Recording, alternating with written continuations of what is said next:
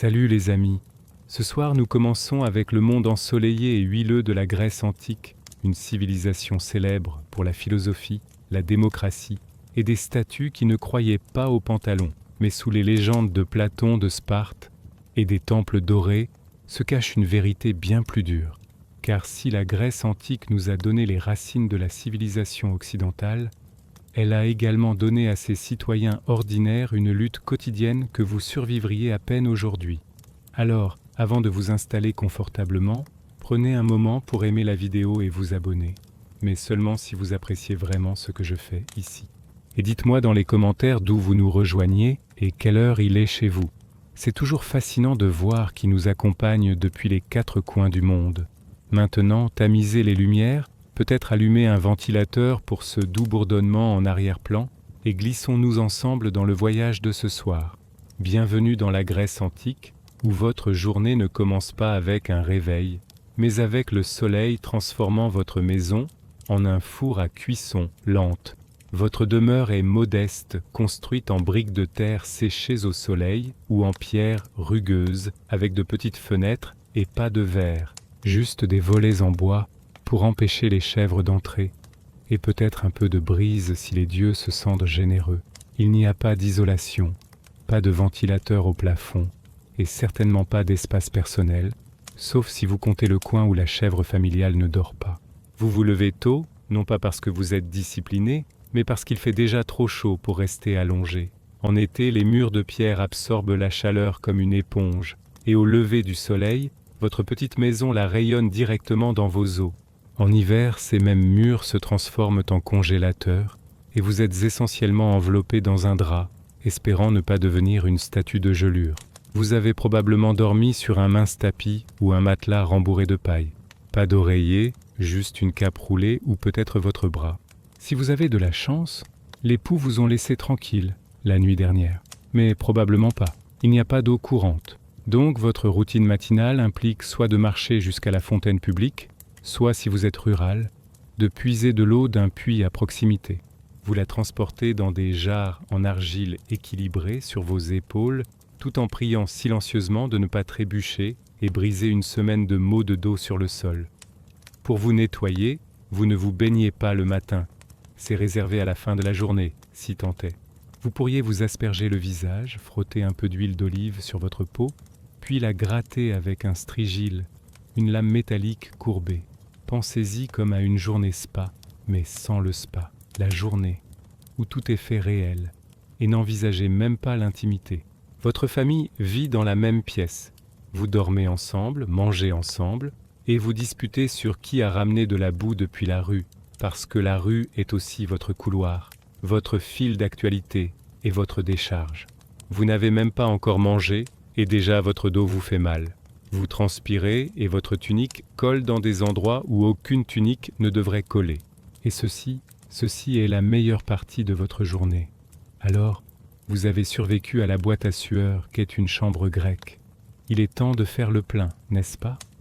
Bienvenue au petit déjeuner dans la Grèce antique, un repas si minimal qu'il fait ressembler le jeûne intermittent moderne à de la gourmandise. Votre première bouchée de la journée, du pain d'orge, rassis, dense et à peu près aussi excitant que la terre près de laquelle il a été cuit. On l'appelle masa, fabriqué à partir d'orge moulu mélangé avec de l'eau, façonné en galettes plates et laissé à cuire soit sur des pierres chaudes, soit dans les cendres du feu de la nuit dernière. Pensez à une barre granola antique, mais sans la douceur, la texture ou la joie. Vous pourriez le tremper dans du vin coupé d'eau parce que, surprise, l'eau n'est pas toujours potable. Il n'y a pas de système de filtration, pas d'ébullition, pas de carafe Brita dans votre garde-manger en argile. Alors à la place, tout le monde, des enfants aux anciens, reçoit une tasse de vin mélangée avec de l'eau, pas pour l'ivresse mais pour la survie. Si vous êtes riche, peut-être obtenez-vous une figue ou deux, quelques olives, ou une trace de fromage de chèvre. Mais soyons honnêtes, vous n'êtes pas riche. Vous avez de la chance si votre pain ne grouille pas des mouches d'hier et ne vous casse pas une dent quand vous mordez dedans. Pas de café, pas d'œufs, pas de bol de fruits, pas de miel, sauf si vous vivez près d'un apiculteur décent et savez comment le soudoyer. Et n'espérez pas vous asseoir et vous détendre. Les repas sont rapides. Pas de chaise, pas de fourchette, et certainement pas d'alimentation consciente. Vous mâchez, vous hochez la tête et vous retournez au travail. Oh, et si vous êtes une femme, vous ne mangez même pas avec les hommes. Dans de nombreux foyers, les femmes et les enfants mangent séparément, souvent après que les hommes aient fini. Donc, non seulement la nourriture est mauvaise, mais vous devez aussi attendre votre tour pour être déçu. L'ironie. Les Grecs anciens sont les mêmes personnes qui nous ont donné les symposiums, les banquets et des odes poétiques au vin. Mais le petit déjeuner, ce n'est pas digne d'une ligne de vers. C'est utilitaire, sec, souvent littéralement brûlé, et pourtant vous le mâchez comme un champion, parce que c'est la seule chose qui se trouve entre vous et une journée complète de soleil, de labeur et de philosophes argumentants. Bon appétit. Essayez juste de ne pas vous casser une molaire. Maintenant que vous avez avalé votre brique d'orge rassis et une gorgée d'eau vineuse, il est temps de vous rafraîchir, ou plus précisément, d'échouer à le faire. Parce que dans la Grèce antique, l'hygiène n'était pas tant une question de propreté que de rituel et d'huile, et le savon, c'est un fantasme réservé au siècle futur. Votre bain matinal implique généralement de verser de l'eau froide sur votre corps, à la fontaine publique ou au bassin de la cour. À moins que vous n'ayez la chance de vivre près d'un bain public, ce que la plupart des gens n'ont pas, il n'y a pas de shampoing, pas de gel douche à la menthe et pas d'éponge à moins que vous n'en ayez volé une à un plongeur d'éponge dans la mer Égée. Au lieu de cela, vous vous tournez vers l'huile d'olive. Oui, de l'huile. Vous la frottez sur votre peau non pas pour hydrater mais pour collecter la saleté et la sueur. Ensuite, vous la grattez en utilisant un strigile, une lame de bronze courbée qui vous laisse moins gras, mais toujours un peu questionnable. Imaginez vous enduire de vinaigrette puis vous raser. C'est votre routine de soins de la peau. Et si vous pensez que cela semble glamour, rappelez-vous simplement que tout le monde le fait aussi, souvent dans des cadres communautaires, nus, bruyamment. L'hygiène est sociale dans la Grèce antique, l'intimité ne l'est pas. Maintenant, parlons des dents. Il n'y a pas de brosse à dents, pas de dentifrice. Peut-être frottez-vous vos gencives avec du charbon écrasé ou rincez avec du vinaigre si vous êtes chic, mais surtout vous mâchez une brindille et espérez le meilleur. L'hygiène dentaire relève plus de la miséricorde divine que des soins de routine. L'odeur corporelle, omniprésente. Le déodorant n'existe pas, mais les parfums, oui, pour ceux qui peuvent se les permettre. Donc, vous pourriez tamponner un peu de myrrhe ou d'huile de rose sur votre cou, juste avant de marcher 8 km en sandales à travers la chaleur athénienne. Le résultat ? Un mélange grec unique de musc, de poussière et de désespoir. La lessive ? Rare. Les vêtements sont lavés en les battant contre des pierres dans la rivière. Si vous êtes pauvre, votre tunique n'a probablement pas vu l'eau depuis la dernière saison des festivals. En bref, l'hygiène dans la Grèce antique ne consiste pas à avoir l'air ou à sentir bon. Il s'agit de paraître modérément moins répugnant qu'hier. La méthode huile et grattage aide, mais seulement dans une certaine mesure quand vous transpirez dans une tunique sous un soleil qui essaie de vous tuer. Alors, oui, la Grèce antique nous a donné la démocratie, la philosophie et l'architecture, mais une douche décente, toujours en attente. Maintenant que vous vous êtes huilé et gratté pour entrer dans une nouvelle journée, il est temps de vous habiller. Et alerte spoiler, votre garde-robe grecque antique est minimale au mieux et comiquement impratique au pire. Vous avez deux options, un chiton ou un imation. Les deux sont essentiellement des rectangles de lin surdimensionnés que vous enroulez et épinglez avec une broche ou attachez avec une ceinture. Ce n'est pas sur mesure, ce n'est pas ajusté. Et ce n'était absolument pas conçu en pensant aux jours venteux. Une mauvaise brise et soudain toute votre perspective philosophique est exposée. Oubliez les sous-vêtements, ce n'est pas une chose, et les soutiens-gorge n'existent pas. Donc, à moins que vous ne soyez une femme spartiate, entraînée à sprinter et lutter, vous espérez juste que vos épingles tiennent et que personne ne remarque votre garde-robe qui bouge comme un rideau lâche. Maintenant, parlons des chaussures. Si vous avez de la chance, vous possédez une paire de sandales en cuir. Sinon, vous êtes pieds nus. Et cela signifie une journée complète de marche sur de la pierre cuite au soleil, de la terre piétinée par les chèvres, et tout ce que le marché local a écrasé sur les routes.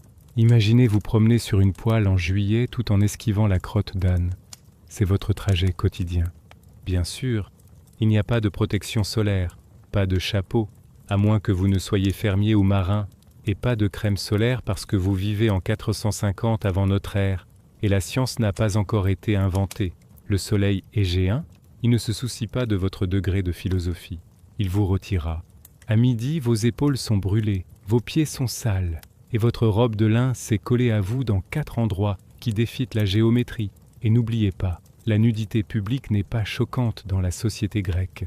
Vous pourriez croiser des hommes au gymnase s'entraînant nus, ou même des politiciens prononçant des discours en toge qui tiennent à peine ensemble. Maintenant, si vous êtes riche, votre tunique pourrait être teinte, peut-être d'un doux violet ou d'un jaune safran, mais la plupart des gens portent du blanc cassé ou du brun parce que les teintures sont chères et personne ne veut gaspiller de la bonne couleur sur le type qui répare des filets de pêche pour gagner sa vie.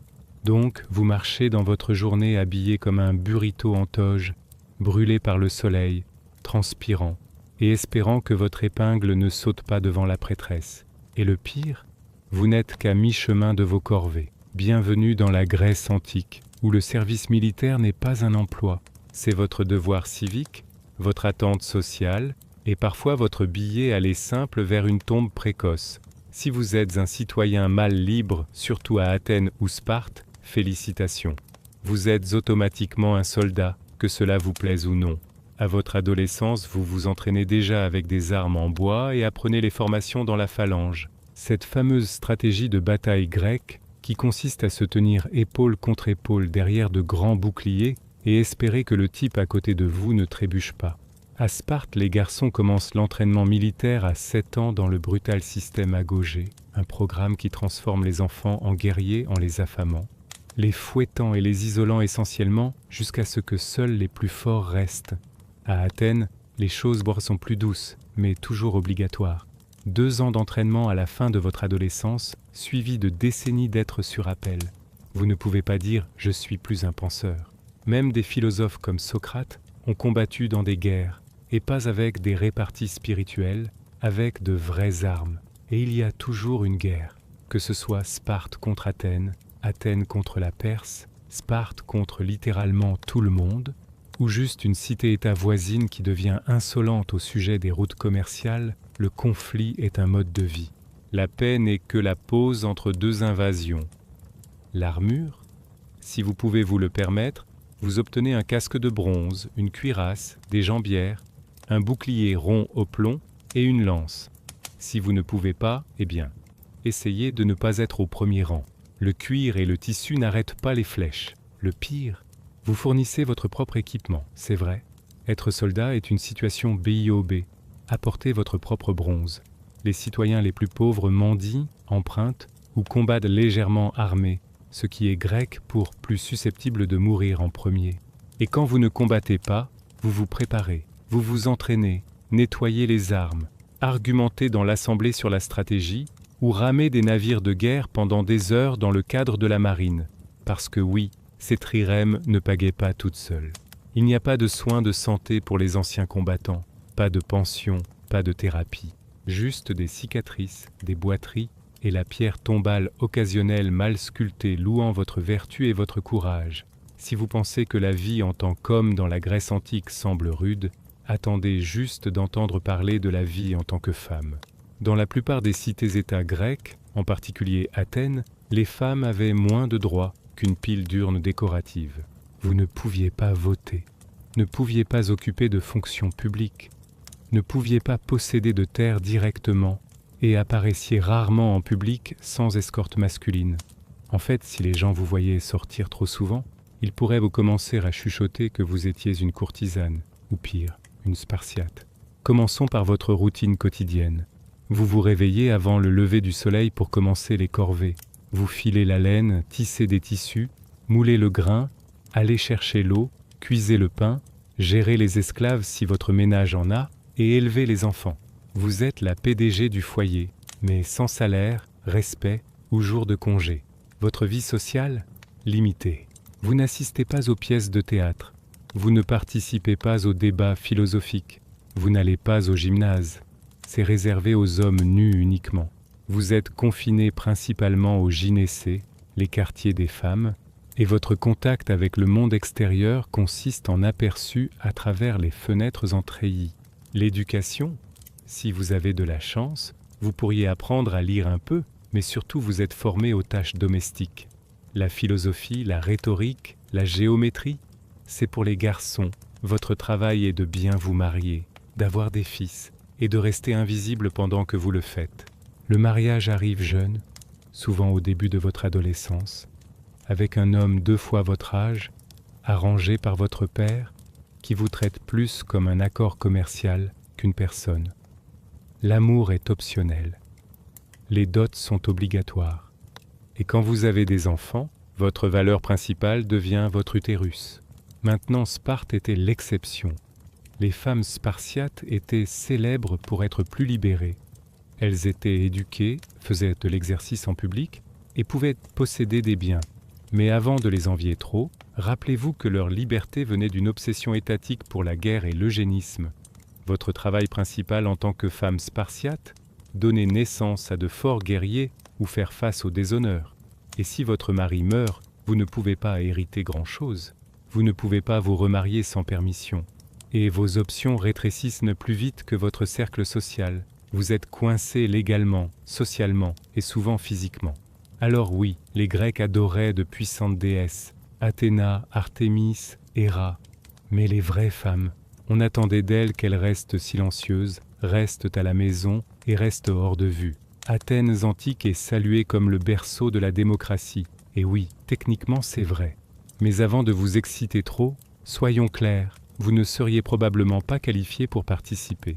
En fait, la majorité des personnes vivant à Athènes étaient complètement exclues du processus démocratique.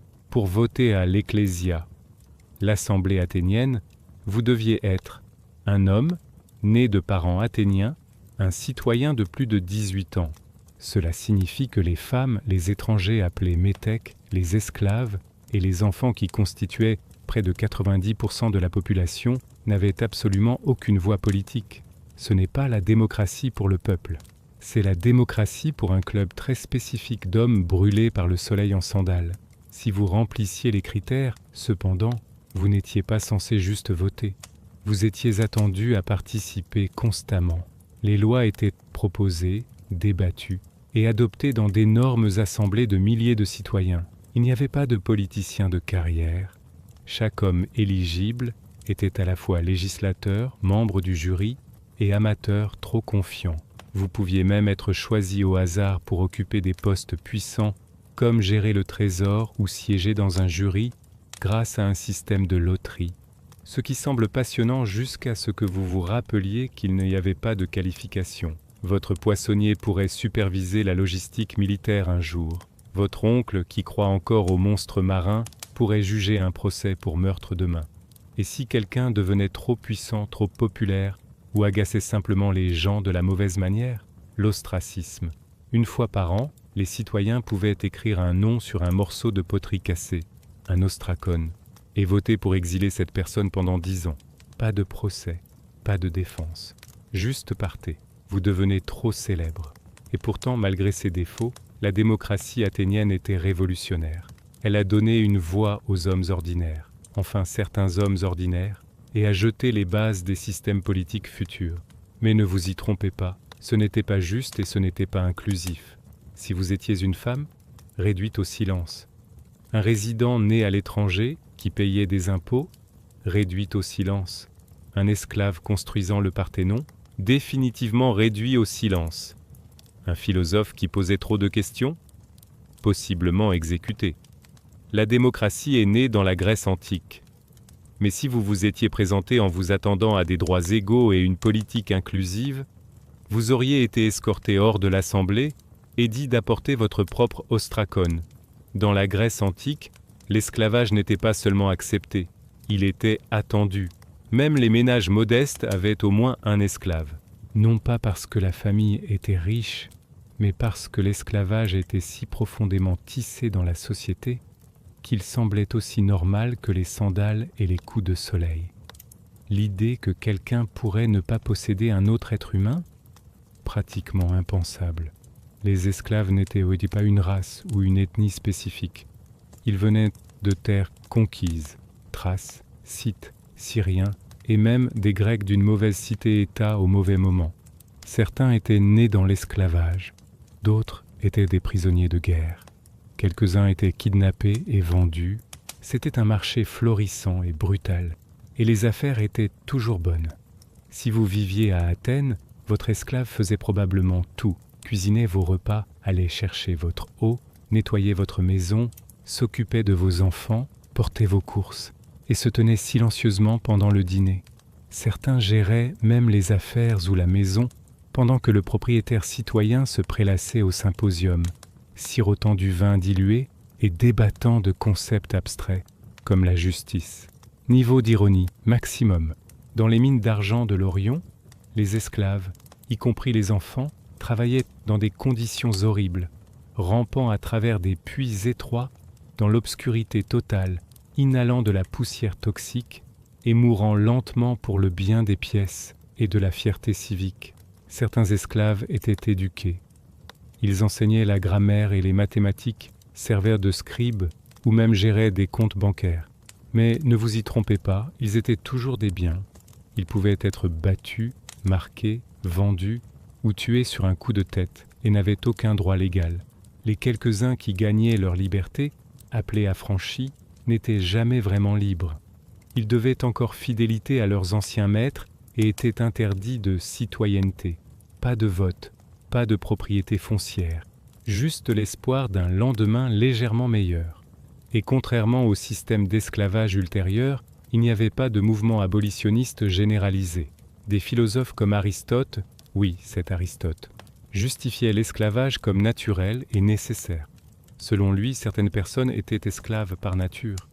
Éclairant, n'est-ce pas? La Grèce antique nous a donné l'éthique, la démocratie et la philosophie. Mais tout cela a été construit sur le dos de gens qui n'ont jamais été autorisés à parler, jamais autorisés à voter et jamais autorisés à compter. Et ce n'est pas une note de bas de page, c'est la fondation. Vous vous sentez mal dans la Grèce antique? C'est malheureux parce qu'à moins que vous ne viviez à côté d'Hippocrate lui-même, votre plan de soins de santé comprend quelques herbes vagues, l'intervention divine et beaucoup de pensées positives. Commençons par les bases. Il n'y a pas d'hôpitaux comme nous les connaissons. Si vous êtes malade ou blessé, vous restez à la maison. Peut-être qu'un voisin connaît une chose ou deux sur les cataplasmes. Peut-être qu'un parent se souvient d'une prière à Asclépios, le dieu de la guérison. Peut-être que votre temple local a un serpent que vous pouvez caresser pour le réconfort spirituel. C'est à peu près tout. Les médecins grecs les plus célèbres étaient vraiment un mélange d'herboristes, de philosophes et de joueurs. Ils croyaient aux 4 humeurs, le sang, le flegme, la bile jaune et la bile noire. Selon eux, la maladie était causée par un déséquilibre de ces fluides. Donc, si vous aviez de la fièvre, trop de sang, il est temps de le drainer. Vous toussez? Trop de flegme. Essayez de jeûner. La mélancolie, c'est la bile noire. Peut-être faites une promenade ou regardez la mer dramatiquement. La plupart des traitements étaient basés sur l'essai, l'erreur et l'ail. On pourrait vous donner des graines de pavot écrasées. Bonne chance avec ça. Des figues bouillies ou une compresse faite de vinaigre et quelque chose gratté d'une chèvre. Ça marchait parfois? Oui. Ça faisait mal? Presque toujours. La chirurgie, rare, terrifiante et généralement un dernier recours. Sans anesthésie ni antiseptique, même une simple coupure pouvait devenir septique et vous tuer. Les outils comprenaient des couteaux en fer, des scies à os et des prières. Beaucoup de prières. Et si vous aviez besoin de quelque chose d'amputé, espérez que vous avez apporté une lanière de cuir à mordre.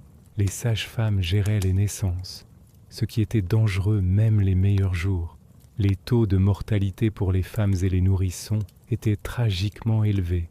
Une mauvaise naissance, une épaule coincée, un bébé en siège, et c'était fini.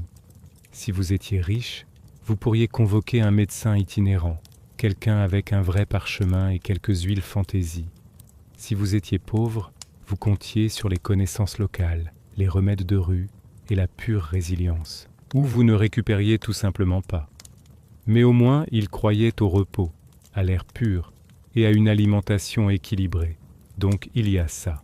La médecine grecque antique nous a donné le serment d'Hippocrate, mais elle nous a aussi donné des traitements comme « buvez de l'eau de chou bouillie ». Alors, oui, les soins de santé dans la Grèce antique, principalement des herbes, de l'espoir, et tenez bon. Dans la Grèce antique, le théâtre n'était pas seulement du divertissement, c'était un devoir civique, un rituel religieux, et parfois un sport de contact pour l'âme. Commençons par la bonne partie. Le théâtre était gratuit pour les citoyens. En supposant que vous n'étiez pas une femme, un esclave ou un étranger, auquel cas, bonne chance pour voir quoi que ce soit. Vous vous rangiez dans un énorme théâtre en plein air creusé dans une colline, comme le grand théâtre de Dionysos à Athènes, épaule contre épaule avec des milliers d'autres citoyens en sueur, et vous y seriez toute la journée, sérieusement, toute la journée. Le festival des Dionysies durait de l'aube jusqu'à la nuit, avec des pièces enchaînées, des tragédies, des comédies et des pièces satiriques. Pas d'entracte, pas de collation, et certainement pas de pause toilette, sauf si vous comptiez un buisson sur la colline. Si vous arriviez en retard ou agissiez mal, vous n'étiez pas juste désapprouvé, vous pouviez être condamné à une amende. Les représentations elles-mêmes, sauvages. Les tragédies étaient émotionnellement dévastatrices, meurtre, folie, guerre, Dieu détruisant des familles à cause d'une mauvaise décision prise 3 générations auparavant. Vous ne veniez pas pour rire, vous veniez pour pleurer à l'unisson. Ensuite venaient les comédies, qui n'étaient pas exactement des spectacles familiaux légers. Ces pièces se moquaient des politiciens, des philosophes, de villes entières, et des fonctions corporelles avec une précision étonnante. Imaginez si Saturday Night Live et un débat universitaire avaient un bébé, puis l'habillaient dans un costume phallique géant et l'envoyèrent sur scène.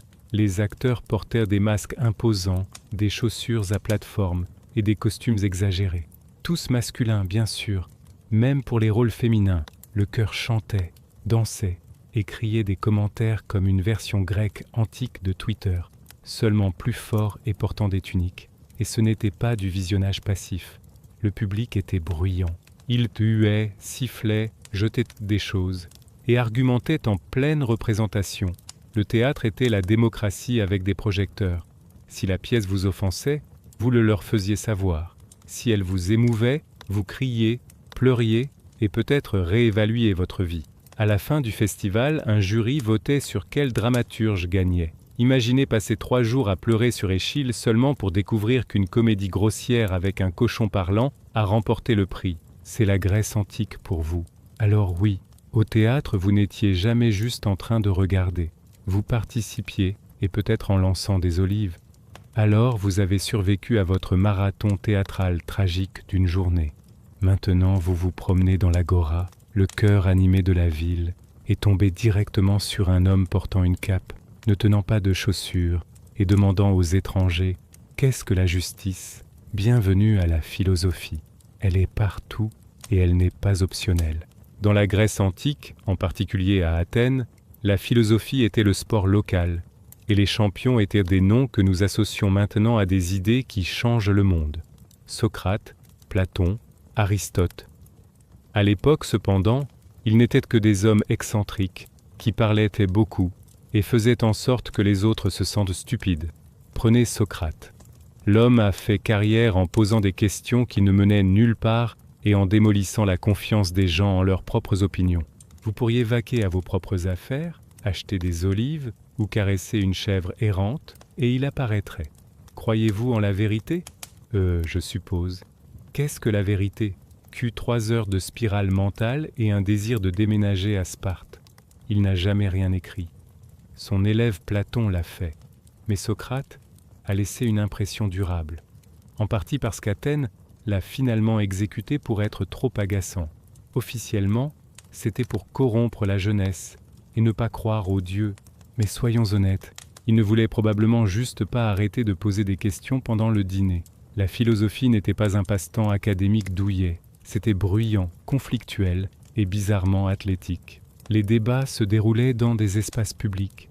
Ils étaient spontanés, intenses, et se terminaient souvent par des sentiments blessés ou de profondes crises existentielles. Pas de microphone, juste des voix, des mains, et assez d'ego pour remplir le Parthénon. Et si vous pensiez pouvoir juste regarder, détrompez-vous. Les philosophes adoraient attirer des passants aléatoires. Vous ne passiez pas devant l'Académie de Platon. Vous y étiez absorbé. Vous disiez une chose légèrement fausse et soudain deveniez l'exemple du jour de la vie non examinée. Même les enfants n'étaient pas en sécurité. Aristote a tutoré Alexandre le Grand, un adolescent qui a plus tard conquis la moitié du monde connu. Imaginez votre professeur de civisme au lycée vous tendant un globe et disant « Va réparer ça ». Alors oui, la philosophie nous a donné la logique, l'éthique, la science et la théorie politique. Mais dans la Grèce antique, elle vous a aussi donné un mal de tête, une crise d'identité et 70% de chances d'être publiquement humilié par un homme en sandales. Alors vous avez réussi dans l'Athènes antique. Vous êtes éloquent, intelligent, politiquement actif. Les gens vous aiment, peut-être trop. C'est votre première erreur. Parce qu'à Athènes, être trop populaire pourrait vous faire expulser de la ville pendant 10 ans. Pas arrêté, pas condamné à une amende, juste parti. Ce n'était pas une conspiration ou un accord en coulisses. C'était intégré dans le système. Ça s'appelait l'ostracisme. Et c'était parfaitement légal, parfaitement public et parfaitement terrifiant. Une fois par an, les citoyens d'Athènes se réunissaient pour décider s'ils devaient tenir un vote d'ostracisme. Si suffisamment de gens étaient d'accord, tout le monde écrivait le nom d'une personne qu'il voulait exiler sur un morceau de poterie cassée appelé ostracan. Si quelqu'un obtenait 6000 votes ou plus, il était banni. Pas de procès, pas d'explication. Juste faites vos valises et partez. Vous n'aviez pas besoin d'être un criminel.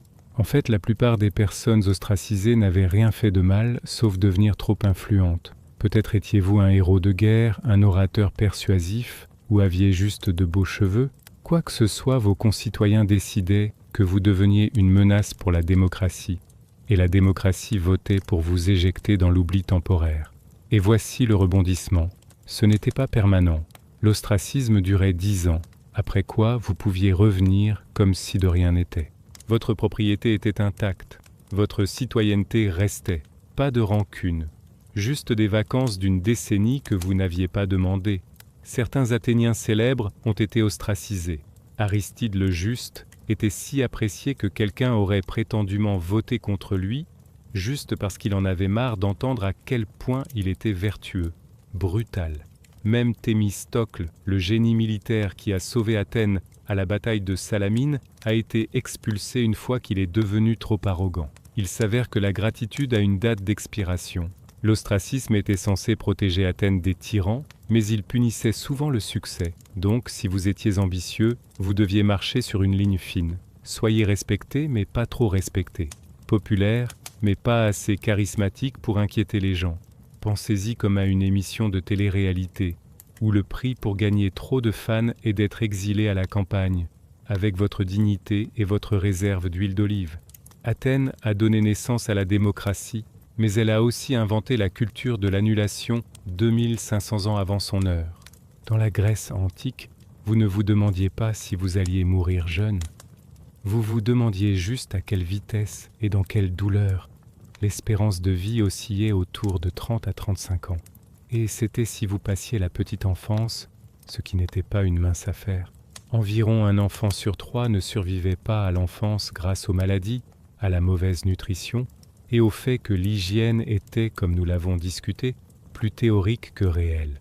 Vous pouviez mourir de n'importe quoi, une égratignure qui devenait septique, une fièvre que personne ne pouvait expliquer, un accouchement, une cause principale de décès pour les femmes, ou quelque chose d'aussi simple que boire la mauvaise tasse d'eau. La médecine était limitée et l'intervention divine n'était pas connue pour sa cohérence. Si vous viviez dans une ville, la maladie se propageait rapidement. Les quartiers exigus, les égouts à ciel ouvert et les fontaines communales faisaient des épidémies une partie régulière de la vie. La fameuse peste d'Athènes pendant la guerre du Péloponnèse a décimé un tiers de la ville.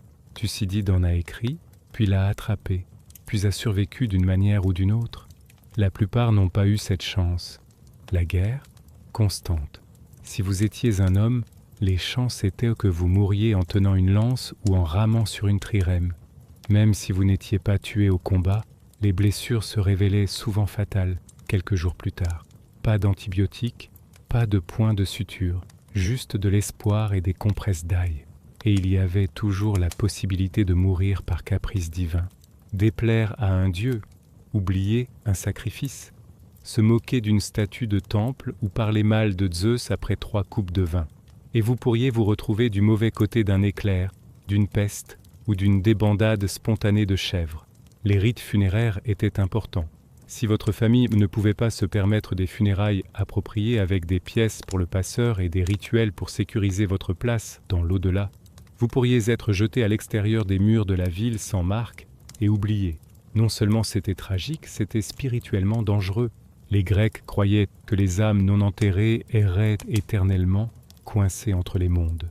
La mort n'était pas poétique, elle était quotidienne. Et elle ne se souciait pas de votre philosophie, votre beauté ou votre lignée. Vous pouviez être un esclave, un général ou un poète, et mourir quand même d'une figue moisie ou d'un moustique en colère. Les Grecs avaient 12 Olympiens, et pas un seul d'entre eux ne vous aimait.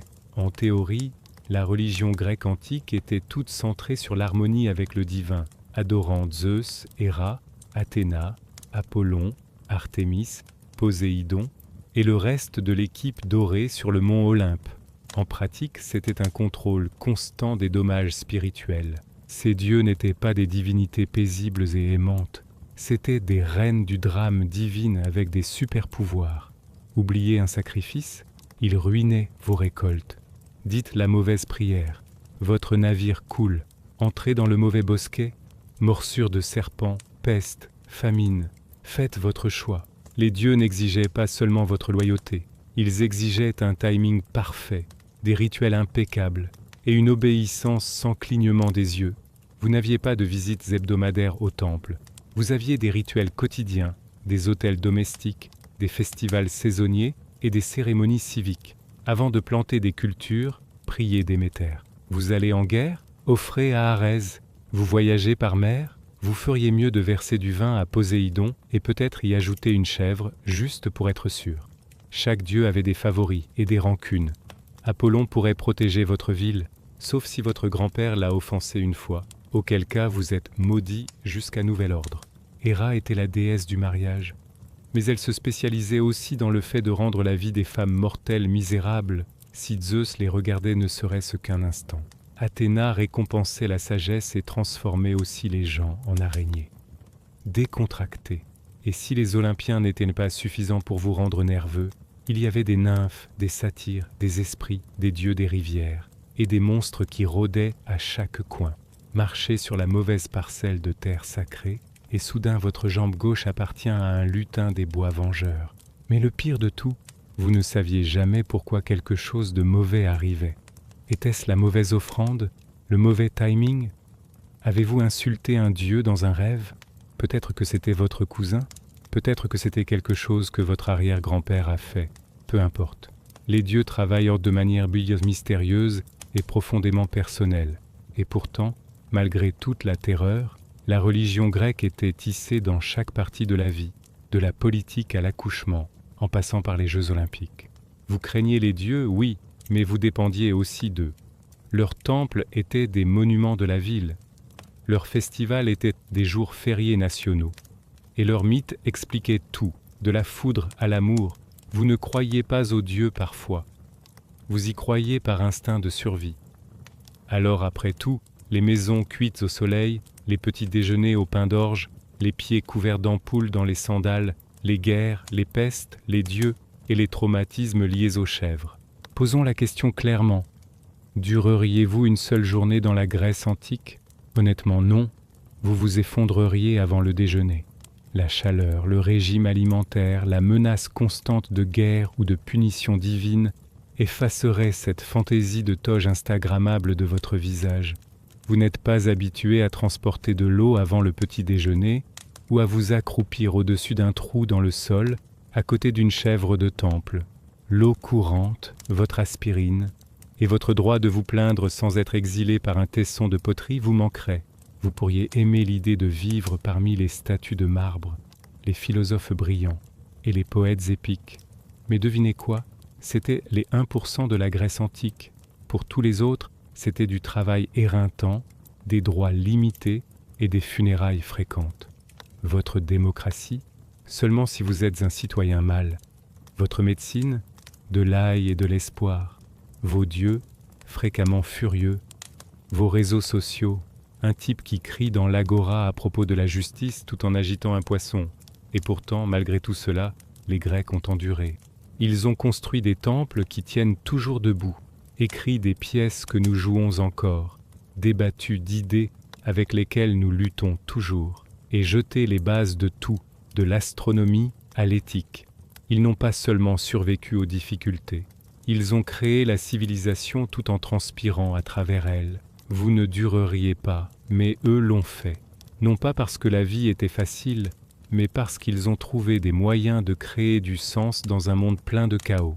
Ils ont tout remis en question, combattu constamment, écrit magnifiquement, sont morts jeunes et ont quand même réussi à façonner le monde moderne. Alors, non, vous ne dépasseriez probablement pas votre premier coup de soleil, morsure de chèvre ou leçon de philosophie non sollicitée dans la rue. Mais si vous le faisiez, si vous vous adaptiez, enduriez et écoutiez attentivement, vous vous retrouveriez parmi certaines des personnes les plus passionnées, résilientes et brillamment imparfaites que l'histoire ait jamais connues. Et ils ne vous jugeraient pas pour avoir lutté. Ils vous tendraient juste une tunique, pointée vers l'amphore, et diraient « Bien, maintenant portez ça en haut d'une colline.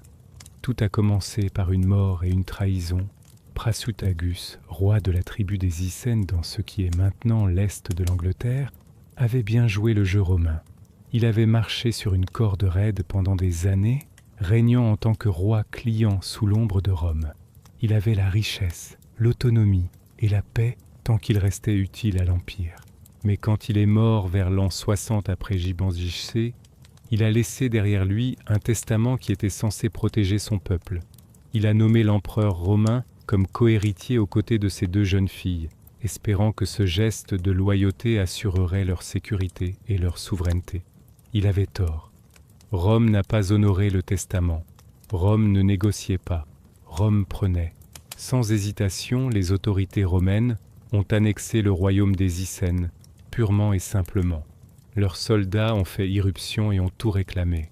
Terre, bétail, maisons et trésors.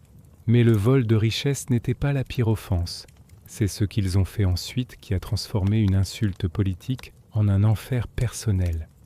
Ils ont fouetté la reine Boudica en public, non seulement pour l'humilier, mais pour envoyer un message. Vous n'êtes rien. Et si cela ne suffisait pas, ils ont violé ses filles devant elle. Ce n'était pas juste une répression. C'était une guerre psychologique, le genre destiné à briser l'esprit d'un peuple. Mais ça n'a pas brisé Boudica. Ça l'a forgé. Rome croyait avoir écrasé une femme tribale mineure sous sa botte. Ce qu'elle avait fait, c'était réveiller une lionne.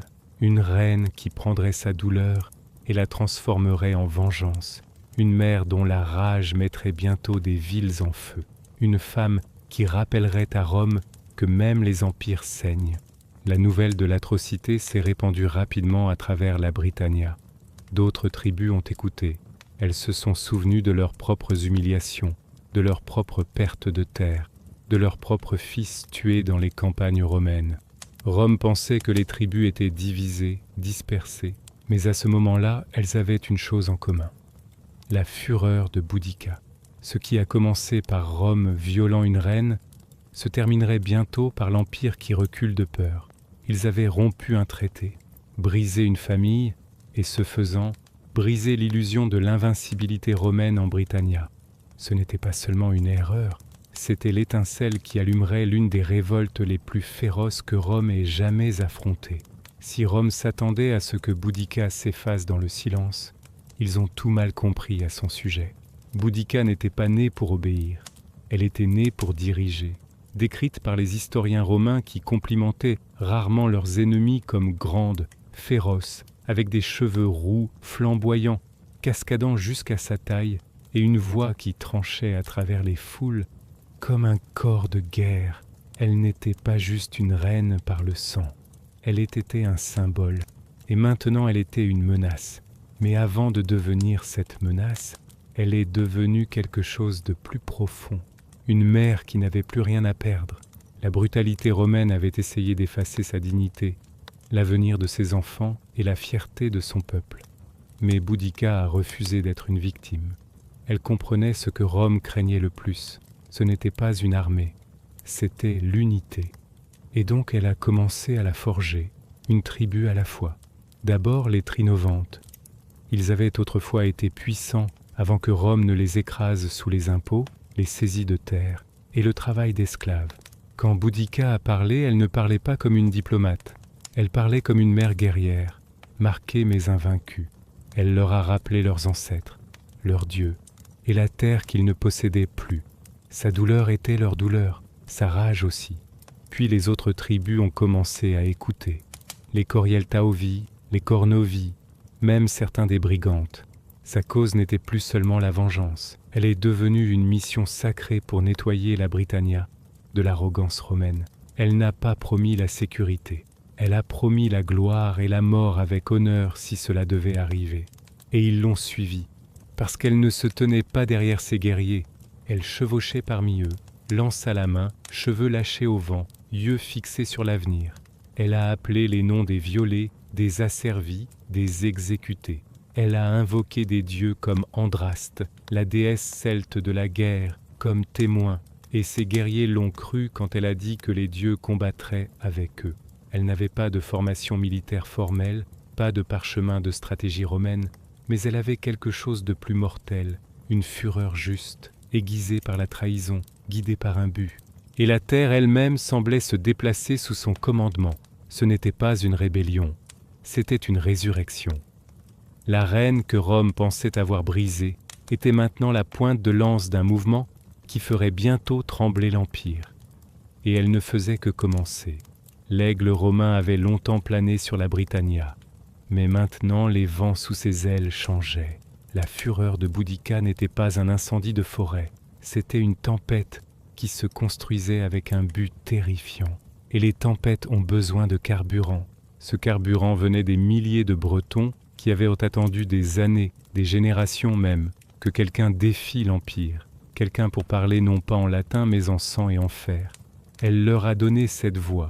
Ça a commencé par des conseils de guerre tenus sous des bosquets sacrés et des collines éclairées par la lune. Boudica ne s'asseyait pas sur un trône. Elle se tenait dans la terre avec son peuple. Elle a écouté la colère des anciens tribaux, le chagrin des mères et les chants des druides qui voyaient des présages dans le ciel. Ils ont tous parlé d'une vérité. Rome était allée trop loin. Il était maintenant temps de riposter. Les guerriers des Trinovantes ont apporté des lances, des frondes et d'anciens champs de bataille. Les Icènes ont ajouté de la cavalerie, des cavaliers rapides avec des cheveux sauvages et de la peinture de guerre, féroces et sans peur. D'autres tribus se sont jointes avec des haches, des lames et des torches. Même des femmes ont pris les armes, inspirées par leur reine. Ce n'était pas juste une armée qui se formait, c'était une résurrection de l'identité celte. Mais Rome avait des légions entraînées, des soldats professionnels, blindés, disciplinés et mortels. Boudica devait compenser cela avec des nombres, la connaissance de la terre et quelque chose que Rome ne pourrait jamais enseigner, la haine forgée dans l'humiliation. Bientôt l'armée de Boudica a gonflé à des dizaines de milliers. Les fermiers sont devenus des guerriers, les chasseurs sont devenus des assassins. D'anciens esclaves romains et des alliés tribaux maltraités ont changé de camp. Ce n'étaient pas des soldats qui combattaient pour de l'argent. Ils combattaient pour la mémoire, la vengeance et le droit d'élever des enfants sans chaîne. Elle a prononcé un discours, le premier de plusieurs.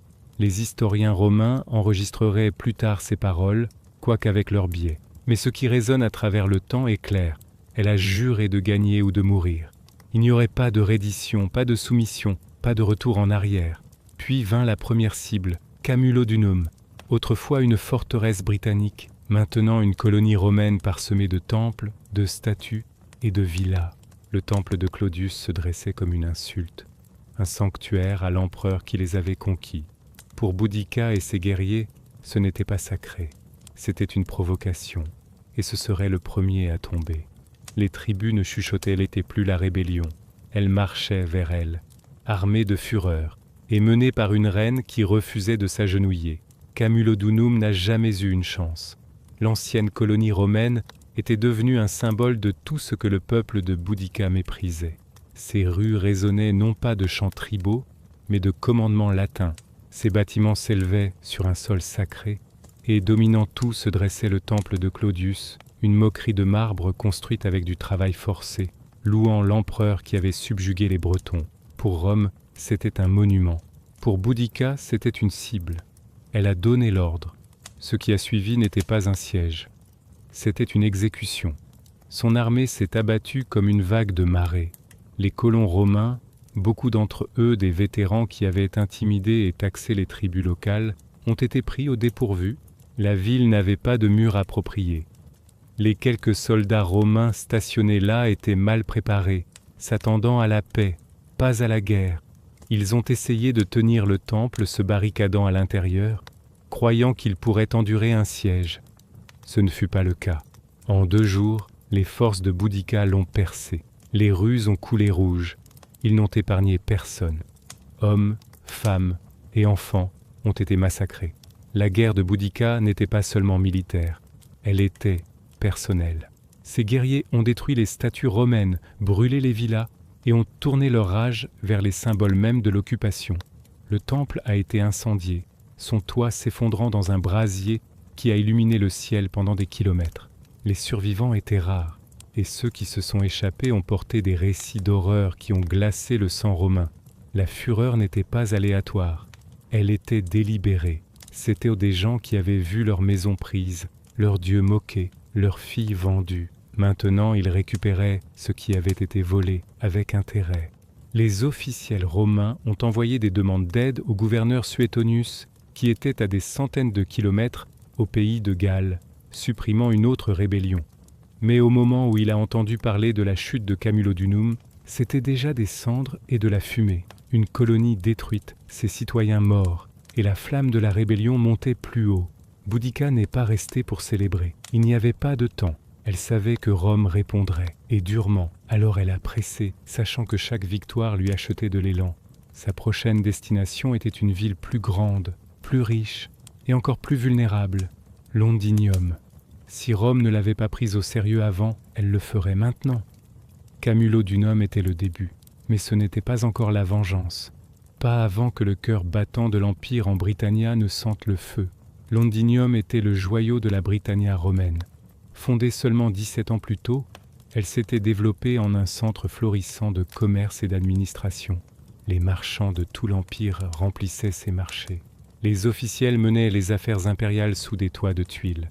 La richesse coulait dans ces rues comme de l'eau. Mais alors que l'armée de Boudica marchait toujours plus près, cette richesse s'est transformée en panique.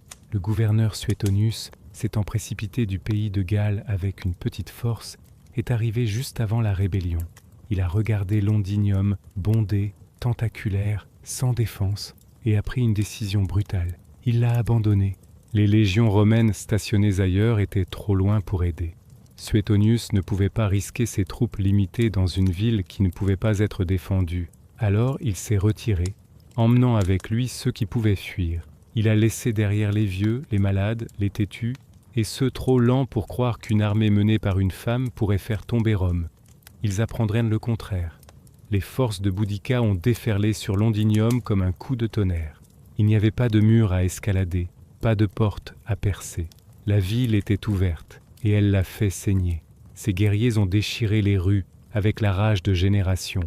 Ils n'ont pas pillé, ils n'ont pas occupé, ils ont éradiqué. Le massacre était systématique. Les citoyens romains ont été traînés de leurs maisons. Des familles entières ont été massacrées. Certains ont été empalés. D'autres brûlés vifs dans des temples. Aucun quartier n'a été donné et aucun symbole romain n'a été épargné. Les villas ont été incendiées. Les entrepôts ont explosé en flammes. La fumée montante pouvait être vue à des kilomètres, se tordant en noir contre le ciel britannique. Ce n'était pas juste un massacre, c'était une déclaration. Le message « Rome n'est pas invincible ».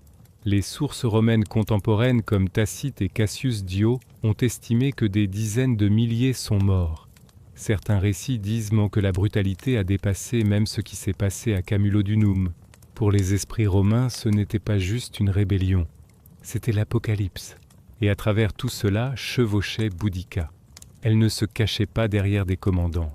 Elle menait sur un char, flanquée de ses filles. Elle a regardé alors que la fierté de l'Empire s'effondrait sous elle. Ce n'était pas de la violence insensée. Pour elle, c'était la justice pour ce que Rome avait fait à sa famille, son peuple, sa terre. Et elle n'avait pas fini, parce qu'en avant d'elle se dressait un autre centre romain, Verulamium. Et au-delà de cela, les représailles complètes de Rome. Rome avait affronté des rébellions auparavant.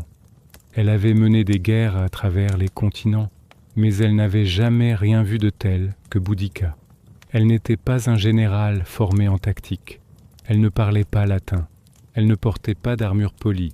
Pourtant, elle avait brûlé 2 villes romaines jusqu'au sol et massacré des milliers, citoyens et soldats de même.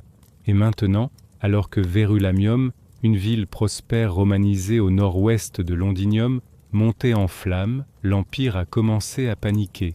La nouvelle de son déchaînement avait atteint le Sénat romain. L'empereur Néron lui-même aurait envisagé de se retirer entièrement de Britannia. Imaginez ça, un empire qui s'étendait des déserts d'Afrique aux montagnes de Germanie, envisageant le retrait à cause d'une femme avec un char et une cause. C'est à quel point elle les terrifiait. En vérité, le pouvoir de Boudica n'était pas juste dans son armée, c'était dans ce qu'elle représentait. Rome se voyait comme inébranlable, ses villes comme éternelles, son règne comme le destin. Mais voici une reine celte, autrefois battue et humiliée, menant maintenant une révolte qui avait réduit des colonies romaines entières en cendres. Chaque nouvelle ville qu'elle brûlait n'était pas juste une victoire tactique, c'était un coup psychologique. Verulamium a suivi le même sort que Camulodunum et Londinium. Elle était riche, romanisée et complètement non fortifiée. Les guerriers de Boudica ont massacré les habitants, détruit les temples et nivelé l'infrastructure romaine. Les preuves archéologiques aujourd'hui montrent encore une épaisse couche de cendres sous la ville moderne, un feu qui a fait rage avec une telle intensité qu'il a laissé une cicatrice dans la terre. Mais voici le paradoxe. Avec chaque victoire, la machine de guerre de Boudica devenait plus lourde. Son armée a gonflé, mais les lignes d'approvisionnement se sont amincies. L'organisation a faibli. Enivrée de succès, certaines tribus sont devenues négligentes. Et Rome, connue pour sa résilience, se regroupait.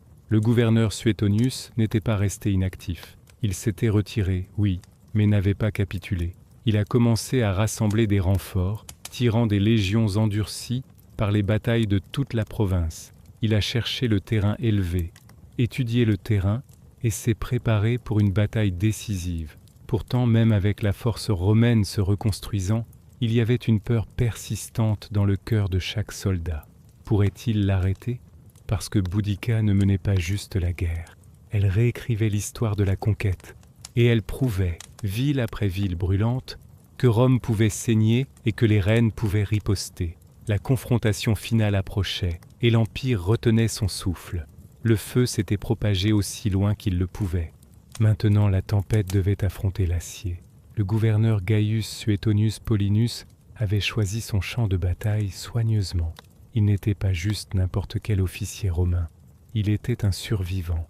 Alors que les guerriers de Boudica célébraient leur victoire, Suetonius calculait. Il a choisi un défilé étroit, un espace serré bordé de forêts et de collines, où l'avantage numérique de Boudica compterait pour peu. Son armée était petite, peut-être 10 000 hommes, mais chaque homme était un tueur entraîné, forgé dans la discipline des légions. L'armée de Boudica, d'autre part, était immense. Certaines sources prétendent jusqu'à 200 000 guerriers marchaient sous sa bannière. Mais ils n'étaient pas des soldats. C'étaient des fermiers, des forgerons, des chefs tribaux et des chercheurs de liberté.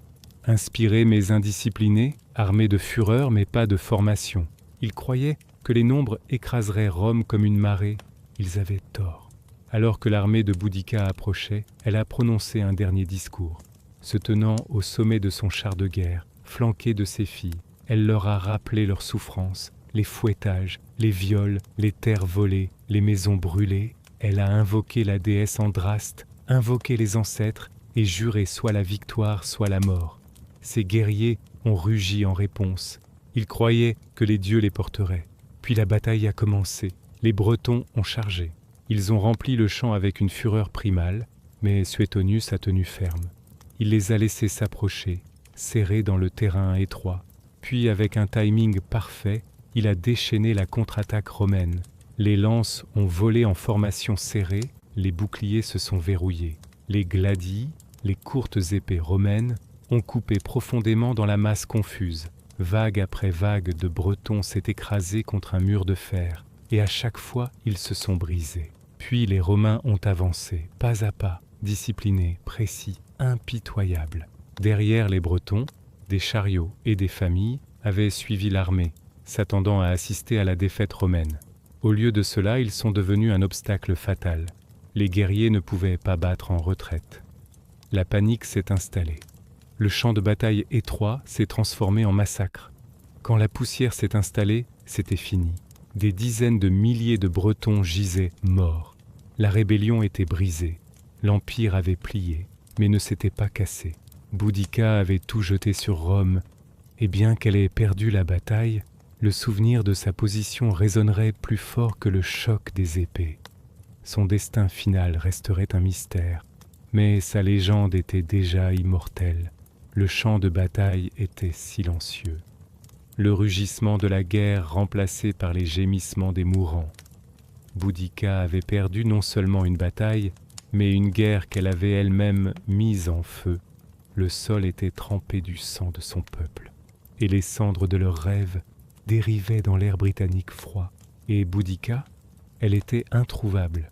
Il n'y a pas de témoignage oculaire de son dernier souffle, pas de détails clairs sur sa mort. Les historiens romains offrent des histoires contradictoires.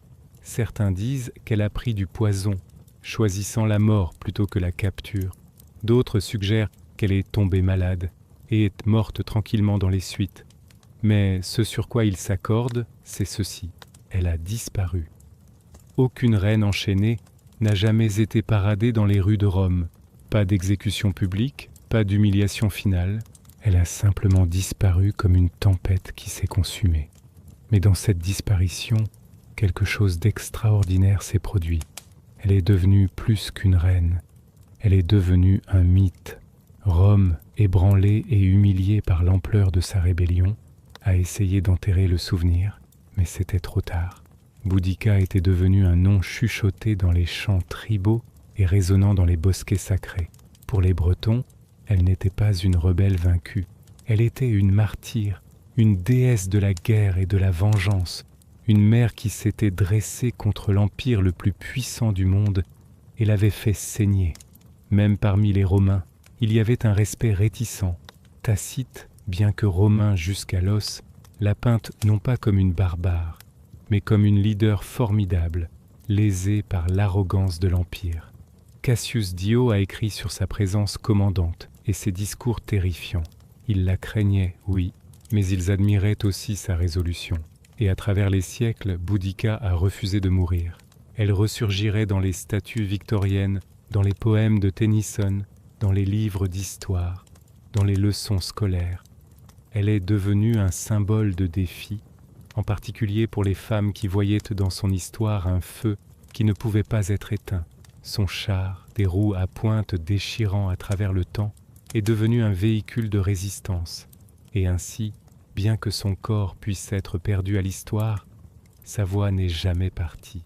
Elle chevauche avec le vent, elle crie dans le feu, elle résonne à travers chaque âme qui s'est jamais dressée contre l'oppression et a chuchoté « Je ne m'agenouillerai pas ». Des siècles se sont écoulés depuis que Boudica a disparu dans les brumes de l'histoire, mais son ombre persiste encore à travers les îles britanniques. Vous pouvez voir son nom gravé dans les monuments, l'entendre invoqué dans les discours politiques et sentir sa présence dans l'esprit têtu d'une terre qui ne l'a jamais vraiment oublié. À Londres, près de Westminster Bridge, une statue de bronze la montre debout fière sur un char de guerre, flanquée de ses filles, les yeux fixés sur l'horizon, les roues levées en défi. Sous elle, le trafic bourdonne et les touristes se promènent, inconscients qu'ils marchent dans les échos de sa rébellion. Mais son héritage n'est pas seulement des statues, c'est ce qu'elle représente. Boudica est devenue plus que la somme de ses batailles. Elle est devenue une question éternelle posée à chaque empire, chaque oppresseur, chaque dirigeant qui oublie le pouvoir du peuple. Que se passe-t-il quand les silencieux se lèvent? Elle n'était pas parfaite. Sa révolte a été marquée par l'effusion de sang et les massacres. Des dizaines de milliers sont morts aux mains de ces guerriers. Mais l'histoire n'est pas écrite par des saints, elle est sculptée par ceux qui osent résister. Et la résistance, par sa nature, est rarement propre. Pourtant, ce qui fait perdurer Boudica, ce n'est pas seulement sa guerre contre Rome, c'est le feu qu'elle a allumé dans l'imagination humaine. Une femme qui a tout perdu et s'est tenue quand même grande. Une reine qui a refusé d'être définie par l'empire qui a essayé de la briser. Une mère qui a transformé son chagrin en épée. Les historiens modernes continuent de débattre de son rôle exact, ses décisions, ses motivations. Mais demandez à n'importe quel breton qui était Boudica, et ils ne réciteront pas de notes de bas de page. Ils vous diront qu'elle était la reine qui a fait saigner Rome, la femme qui a uni des tribus qui s'étaient autrefois combattues, la guerrière qui a enseigné au monde que la dignité peut s'élever même de la dévastation. Et en cela, elle devient plus qu'une figure historique. Elle devient symbole de rébellion, de courage, de la volonté inébranlable d'être libre. Parce que même quand Rome a reconstruit ses villes et redessiné ses cartes, elle ne pouvait pas l'effacer. Sa flamme brûle toujours, dans chaque combat contre la tyrannie, dans chaque voix qui ose dire non, et dans chaque âme qui préférerait mourir debout que vivre à genoux. Boudica est parti, mais sa légende chevauche pour toujours. Pour les anciens, la maladie n'était jamais aléatoire. Ce n'était pas une question de bactéries, de virus ou de cellules rebelles. Ces explications viendraient des milliers d'années plus tard. Dans le monde antique, la maladie était un symptôme non pas seulement d'échec physique, mais d'une perturbation plus profonde, une rupture dans l'équilibre entre le corps, l'esprit, l'âme et la nature. En Mésopotamie, la maladie était souvent vue comme une punition divine. Si quelqu'un tombait malade, on croyait qu'il avait offensé un dieu, brisé un tabou ou attiré une malédiction. Le diagnostic commençait non pas avec les symptômes, mais avec des questions. Qu'avez-vous fait? Qui avez-vous offensé? Les prêtres et les guérisseurs travaillaient ensemble, interprétant les présages, jetant des sorts et prescrivant des rituels aux côtés de traitements à base de plantes. En Chine ancienne, l'équilibre prenait une signification plus systématique à travers le yin et le yang et les 5 éléments. La santé était l'état d'équilibre entre les forces opposées. Trop de chaleur ou de froid, de sécheresse ou d'humidité déséquilibrerait le corps. Les praticiens de la médecine traditionnelle chinoise ne traitaient pas juste une toux. Ils demandaient, quand elle avait commencé, à quelle heure de la journée elle s'aggravait, quelles émotions l'accompagnaient. La guérison était holistique.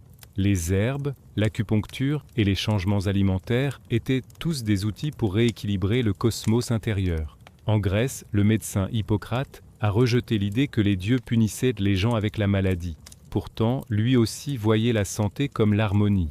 Sa théorie des 4 humeurs, le sang, le flegme, la bile jaune et la bile noire, a dominé la médecine occidentale pendant des siècles. Chaque humeur était liée à un tempérament et un élément. Un excès ou une déficience de l'une causerait à la fois des symptômes physiques et des changements de personnalité. Une personne mélancolique, par exemple, était censée avoir trop de bile noire. À travers les cultures, un fil restait le même. La santé signifiait la plénitude. Pas seulement l'absence de douleur, mais la présence d'équilibre. Que ce soit le concept ayurvédique des doshas en Inde, ou la croyance en la possession spirituelle dans les traditions de guérison africaines, les peuples anciens comprenaient que l'être humain n'était pas isolé.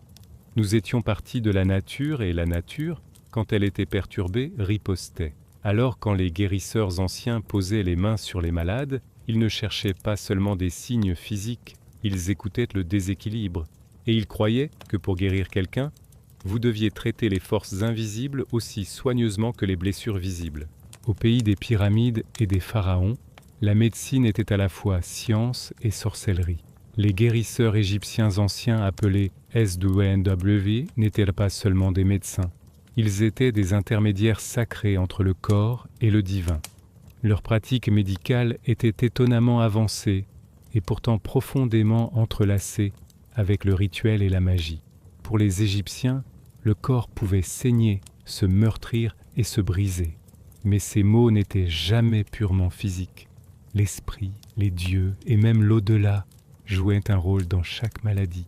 Une grande partie de ce que nous savons provient de textes médicaux comme le papyrus Ebers, daté d'environ 1550 avant notre ère.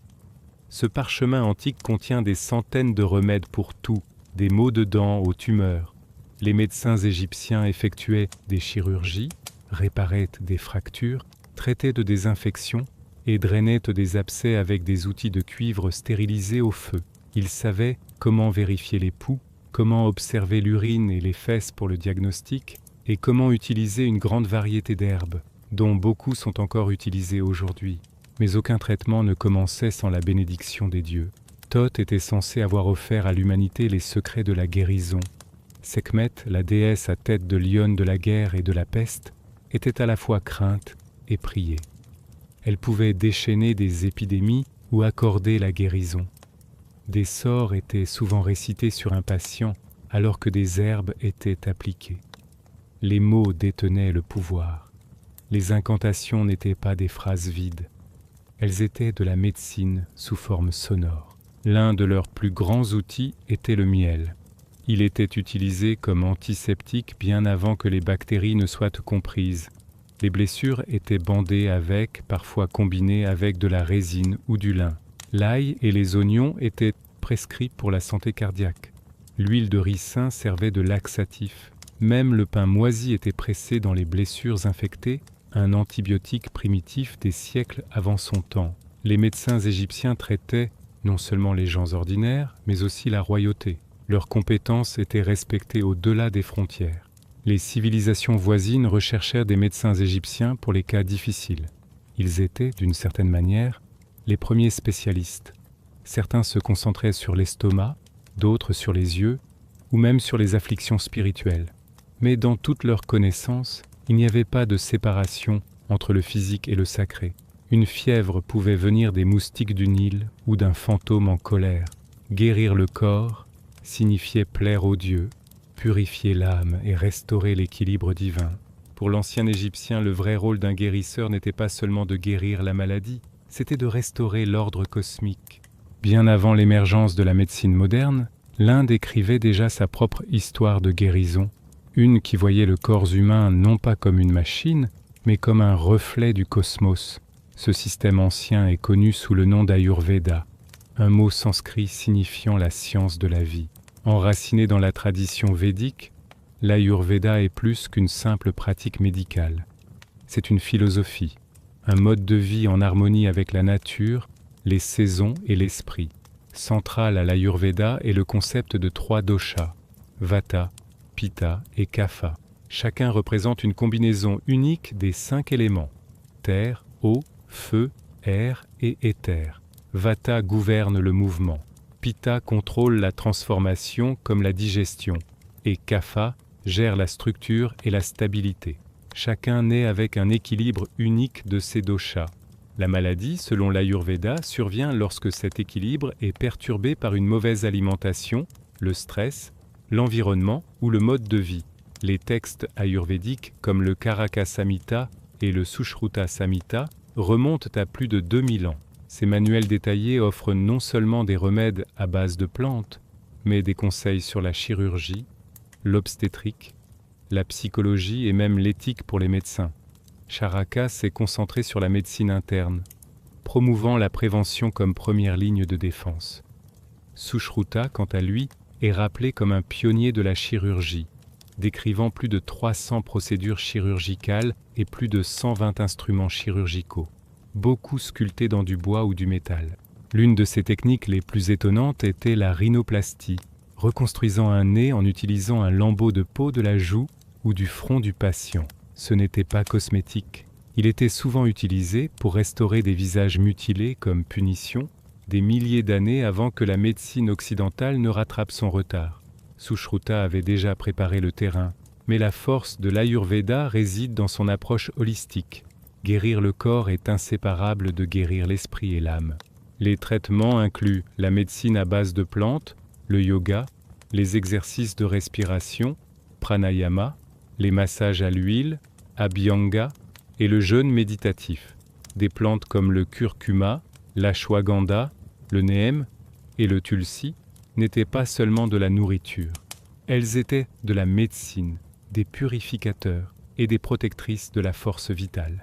Un guérisseur ayurvédique pourrait traiter une fièvre non seulement avec des herbes, mais en ajustant votre horaire de sommeil, en examinant votre santé émotionnelle et en purifiant votre feu digestif ou agni. L'Ayurveda enseigne que vous n'êtes pas séparé de la nature. Vous êtes la nature. Et quand vous tombez malade, c'est l'appel de la nature à revenir à l'équilibre. Dans la Chine ancienne, la santé n'était jamais seulement une question de chair et d'os, c'était une question d'énergie. La force vitale invisible, appelée Qi, prononcée Chi, coulait à travers chaque être vivant. Et la clé du bien-être était de s'assurer que le Chi se déplaçait librement sans blocage ni excès. Cette idée fondamentale façonnerait l'un des systèmes médicaux continus les plus anciens du monde, la médecine traditionnelle chinoise ou MTC. Pour comprendre la maladie, les médecins chinois anciens devaient d'abord comprendre la nature elle-même. Ils observaient les rythmes des saisons, les phases de la lune, le comportement des animaux et le tournant du cosmos. De ces modèles ont émergé deux principes fondamentaux, le yin et le yang et les 5 éléments, bois, feu, terre, métal et eau. Le yin et le yang représentaient l'équilibre en toute chose. Le yin était frais, sombre, passif, interne. Le yang était chaud, brillant, actif, externe. Chaque organe, émotion et fonction du corps était classé sous ces forces opposées mais complémentaires. La santé alors était un équilibre dynamique entre tes yeux. Une fièvre n'était pas juste une élévation de température, c'était un excès de yang. La fatigue pourrait signaler un épuisement du yin. Le diagnostic était un art. Les médecins ne comptaient pas sur des outils, ils comptaient sur les sens. Ils examinaient la langue, sentaient le pouls à plusieurs positions, écoutaient le ton de la voix et posaient des questions sur les rêves, les émotions et les mouvements intestinaux. Chaque détail offrait un aperçu de l'équilibre ou du déséquilibre du Qi. Pour restaurer la santé, ils se tournaient vers une vaste boîte à outils. L'acupuncture, l'insertion de fines aiguilles dans des points précis le long des méridiens du corps, était utilisée pour débloquer le chi et restaurer le flux. La moxibustion, la combustion de l'herbe d'armoise près de ces points, était utilisée pour réchauffer et stimuler la circulation. Les ventouses, les formules à base de plantes, les exercices de qigong et les ajustements alimentaires stricts jouaient tous des rôles vitaux. Le texte ancien Huangdi Neijing ou le canon interne de l'empereur jaune, compilé il y a environ 2000 ans, reste le fondement de la MTC aujourd'hui. Il n'a pas juste listé les maladies, il a exploré les causes, la prévention et le mode de vie. Il enseignait que des émotions comme la colère, le chagrin et la peur pouvaient perturber les organes et que la guérison nécessitait un équilibre émotionnel ainsi que des remèdes physiques. La médecine chinoise n'a jamais séparé la personne du monde qui l'entoure. Pour traiter le corps, on devait traiter le climat, l'âme et l'énergie invisible intérieure. Dans chaque battement de cœur, les anciens croyaient que le Qi parlait et la tâche du guérisseur était d'écouter. Dans les temples de la Grèce antique et les forums de Rome, la médecine a commencé à s'éloigner du divin et entrer dans le domaine de la raison. Mais même ici, le corps était encore vu comme un écosystème délicat régi par l'équilibre et le tempérament. Et au centre de cette vision du monde se tenait une théorie qui façonnerait la médecine occidentale pendant plus de 1000 ans. Les 4 humeurs développées par le médecin grec Hippocrate et plus tard élargies par les médecins romains comme Galien. La théorie proposait que le corps humain était gouverné par 4 fluides, le sang, le flegme, la bile jaune et la bile noire. Chaque humeur correspondait à un élément, air, eau, feu et terre, et à un tempérament spécifique. Une personne en bonne santé avait ses fluides en équilibre. La maladie était simplement le résultat de trop ou trop peu de l'un. Si quelqu'un était fiévreux et agressif, il pourrait avoir un excès de bile jaune, un déséquilibre colérique. Un patient léthargique et pâle pourrait souffrir d'une surcharge de flegme liée au froid et à l'humidité. Le traitement donc se concentrait sur la restauration de l'équilibre à travers la saignée, la purge, des régimes spéciaux et des bains. Mais les Grecs ne s'arrêtaient pas au fluide. Ils croyaient aussi au pouvoir de guérison de l'observation et de l'environnement. Le serment d'Hippocrate, encore résonnant dans la médecine moderne, exhortait les médecins à ne pas nuire, à observer leurs patients attentivement et à traiter la personne entière, pas seulement la maladie. Hippocrate conseillait à ses étudiants de considérer les saisons, les vents, la qualité de l'eau et même l'humeur du patient. Les sanctuaires de guérison connus sous le nom d'Asclépieion, nommés d'après le dieu Asclépios, parsemaient le paysage grec. C'étaient non plus que des hôpitaux, c'étaient des retraites spirituelles. Les patients dormaient dans des dortoirs sacrés espérant recevoir des rêves de guérison. La purification rituelle, l'exercice, le régime et la prière faisaient tous partie de la cure. C'était un espace où la raison et la religion marchaient main dans la main. À Rome, la pratique médicale a évolué davantage avec la montée de Galien, un médecin grec qui servait les gladiateurs et les empereurs. Il a effectué des dissections sur des animaux pour comprendre l'anatomie, a écrit des centaines de textes médicaux et a aidé à standardiser l'humorisme à travers l'Empire. Bien que certaines de ses idées étaient erronées, l'influence de Galien a perduré pendant des siècles. La médecine gréco-romaine, pour toutes ses origines mystiques, a commencé à pousser vers une nouvelle idée, que le corps humain était un système complexe, oui, mais connaissable. Et s'il était compris correctement, il pouvait être ramené à l'harmonie. Non pas à travers les dieux seuls, mais à travers la raison, le rituel et l'art soigneux de la guérison.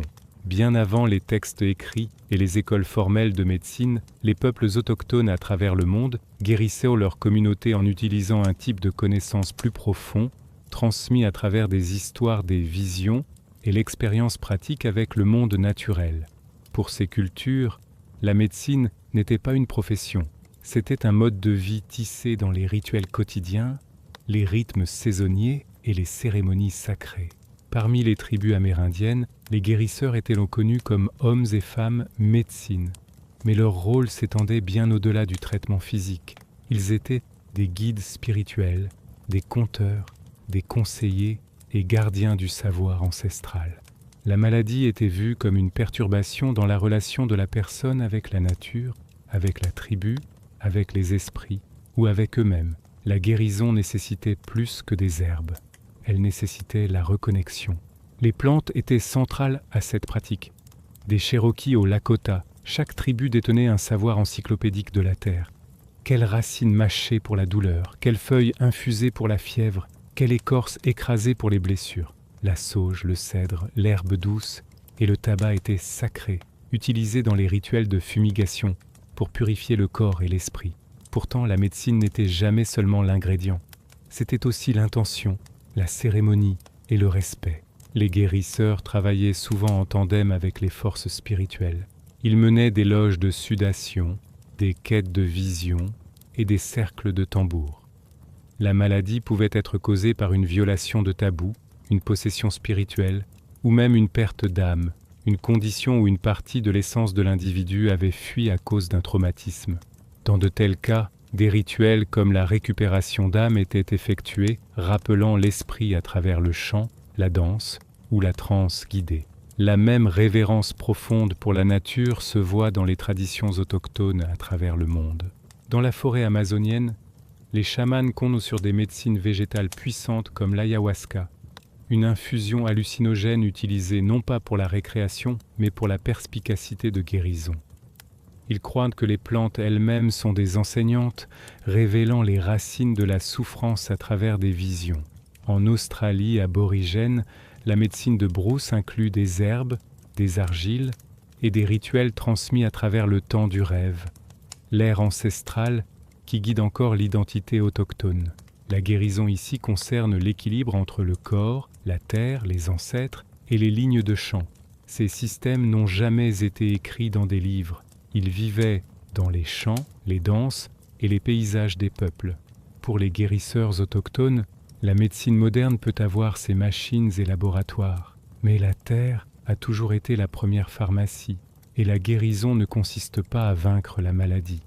Il s'agit de se souvenir de qui nous sommes, à travers chaque civilisation ancienne, indépendamment de la langue, de la géographie ou du système de croyance, il y avait une constante, la conviction que la guérison nécessitait plus que des herbes et la chirurgie.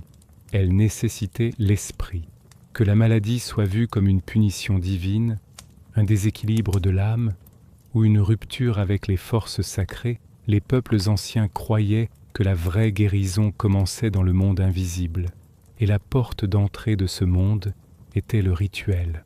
En Mésopotamie, bien avant la montée de la médecine formelle, les gens se tournaient vers les exorcistes et les prêtres pour combattre la maladie. Les maladies étaient censées être causées par des esprits malveillants ou des dieux offensés. Des tablettes d'argile révélaient des rites de guérison détaillés où des chants étaient chuchotés alors que des cataplasmes étaient appliqués. Des figurines spéciales étaient enterrées sous les maisons pour éloigner la maladie. Les rituels n'étaient pas séparés du traitement, ils étaient le traitement. Dans l'Égypte ancienne, aucun médecin ne travaillait sans invoquer les dieux. Avant d'appliquer du miel sur une blessure ou de bander un membre, le guérisseur récitait souvent des prières à Thoth, dieu de la sagesse, ou Sekhmet, déesse de la guérison et de la colère. La maladie n'était pas juste une attaque physique, c'était un déséquilibre cosmique. La guérison signifiait réaligner le patient avec Ma'at, le principe de vérité, d'ordre et d'harmonie. Dans de nombreuses traditions africaines, les guérisseurs appelés Sangoma Sorn Gangas utilisaient le tambourinement, la danse et la divination pour diagnostiquer et guérir. Ils parlaient avec les ancêtres, invoquaient les esprits et entraient souvent dans des états de transe pour voyager dans le royaume spirituel au nom de leurs patients. Les herbes étaient importantes, mais le monde invisible était toujours consulté en premier. Même dans la Grèce classique, le rituel jouait un rôle. Dans les Asclépieions, temples sacrés de guérison, les patients subissaient des rituels de purification, de jeûne et de prière. La nuit, ils dormaient dans l'Anquamésis, rêvant sous des statues d'Asclépio, le dieu de la guérison. Ces rêves étaient interprétés par les prêtres du temple pour guider le traitement. Le rituel n'était pas de la superstition, c'était de la structure. Il donnait forme à la souffrance, un langage à la douleur et un sentiment que la maladie avait un sens. À travers des actes symboliques, les gens pouvaient transformer la peur en espoir, l'isolement en connexion et le chaos en contrôle. Et plus que cela, cela leur rappelait qu'ils n'étaient pas seuls. Même aujourd'hui, la science étudie l'effet placebo, le pouvoir de la croyance, l'impact de guérison de l'intention. Les anciens n'avaient pas besoin des données, ils comprenaient déjà. Parfois, un mot prononcé avec révérence peut guérir plus profondément que n'importe quelle lame, parce que toutes les blessures ne sont pas visibles, et toute médecine n'est pas faite de matière. Quand nous pensons à la chirurgie ancienne, nous imaginons souvent des outils grossiers, des mains tremblantes et une douleur insupportable. Mais la vérité est bien plus impressionnante et plus humaine. À travers le monde antique, la chirurgie était pratiquée avec une précision surprenante. Ces premiers guérisseurs n'avaient pas d'anesthésie, de rayons X ou d'antiseptiques, mais ils avaient de la compétence, du courage et une compréhension remarquable du corps gagné à travers des générations d'observations, d'essais et souvent de nécessités brutales. En Inde, le Sushruta Samhita, écrit il y a plus de 2000 ans, détaillait plus de 300 procédures chirurgicales. Son auteur, Sushruta, est considéré comme le père de la chirurgie. Il a décrit des techniques pour enlever des tumeurs, réparer des os, traiter des hernies et même reconstruire des nez, une forme de chirurgie plastique. Ces outils étaient tranchants, variés et soigneusement catégorisés. Pinces, scalpels, sondes et aiguilles, beaucoup faits de fer ou de pierre. Sushruta a souligné l'hygiène, la préparation chirurgicale et l'importance de comprendre l'anatomie à travers la dissection. Bien que cela soit souvent limité aux animaux, sa sagesse chirurgicale s'est répandue bien au-delà de l'Inde, influençant les pratiques islamiques et occidentales des siècles plus tard. Dans l'Égypte ancienne, le savoir chirurgical se mélangeait au rituel. Les textes de papyrus révèlent des procédures pour suturer des blessures, traiter des membres disloqués et drainer des abcès. Des outils comme des couteaux de bronze, des scies à os et des tiges de cautérisation ont été trouvés dans des tombes. Ils pratiquaient même la trépanation, percer un trou dans le crâne pour soulager la pression ou traiter les blessures à la tête. Étonnamment, de nombreux crânes montrent des signes de guérison, signifiant que les patients ont survécu. La trépanation n'était pas limitée à l'Égypte. Au Pérou précolombien, les archéologues ont découvert des centaines de crânes trépanés, souvent de guerriers blessés au combat. Certaines chirurgies ont connu un succès choquant. Dans certaines régions, plus de 80% des patients ont survécu basés sur la régénération osseuse. Ces premiers chirurgiens peuvent avoir utilisé des feuilles de coca ou de la bière de maïs fermentée pour engourdir la douleur avec des antiseptiques à base de plantes. Dans le monde gréco-romain, Galien a avancé les techniques chirurgicales en étudiant les gladiateurs blessés et en disséquant des animaux. Ses perspicacités sur le système nerveux et les voies vasculaires ont jeté les bases de l'anatomie ultérieure. Les chirurgiens militaires romains traitaient les blessures sur le champ de bataille avec efficacité en utilisant des pinces artérielles et des ligatures. Bien que la chirurgie était toujours dangereuse, elle était aussi respectée. C'était le domaine de ceux assez courageux pour couper dans la vie elle-même, espérant tirer la santé de la douleur. Ce n'étaient pas des bouchers, ils étaient des artistes de la lame. Et bien que leur savoir était incomplet, leur héritage vit chaque fois qu'un scalpel est levé en guérison, pas en mal. Aujourd'hui, nous vivons dans un monde de diagnostic numérique, de chirurgie robotique et de cartographie génétique. Nous pouvons scanner un corps en secondes et envoyer des prescriptions à travers les océans d'un simple clic. Et pourtant, dans les coins tranquilles de la médecine moderne, les chuchotements du monde antique résonnent encore. Vous pouvez trouver l'Ayurveda dans les studios de yoga, les formules à base de plantes chinoises dans les allées de pharmacie et les cérémonies de fumigation autochtones tenues dans les hôpitaux pour honorer les traditions des patients. Les étudiants en médecine prêtent encore une version du serment d'Hippocrate, promettant de ne pas nuire, tout comme leurs prédécesseurs gréco-romains l'ont fait autrefois. Dans les salles d'opération, nous utilisons des outils de précision qui tracent leur lignée jusqu'aux instruments de fer de Sushruta. Des concepts comme les soins holistiques, la médecine préventive et la connexion corps-esprit, maintenant des pierres angulaires de la santé intégrative, sont enracinés dans la sagesse des civilisations anciennes, qui voyaient la guérison non pas comme une tâche, mais comme une relation. Même la science moderne a fait le tour complet. La recherche confirme de plus en plus ce que les anciens croyaient, que le stress, l'isolement et le traumatisme émotionnel peuvent affaiblir le système immunitaire, perturber le sommeil et causer de la douleur physique. La méditation, autrefois une discipline spirituelle, est maintenant étudiée pour ses effets sur la santé cérébrale.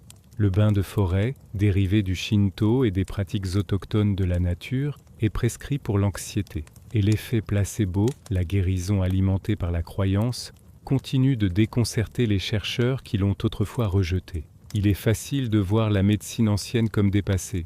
Superstition, folklore, devinettes primitives. Mais quand nous regardons de plus près, nous voyons quelque chose de profond. Une vision du monde qui traitait la maladie non pas comme une machine cassée, mais comme une perturbation dans l'être. Un signal que quelque chose, quelque part, était hors d'harmonie. Et cette idée compte toujours parce que la médecine ne concerne pas seulement le traitement. Il s'agit du sens, du réconfort, d'être vu et compris. Les anciens le savaient instinctivement, qu'ils utilisaient des chants, des aiguilles, des feuilles ou des lames. Ils comprenaient que la guérison était sacrée. Aujourd'hui, alors que nous poursuivons la perfection technique, il vaut la peine de se souvenir de cette dimension oubliée.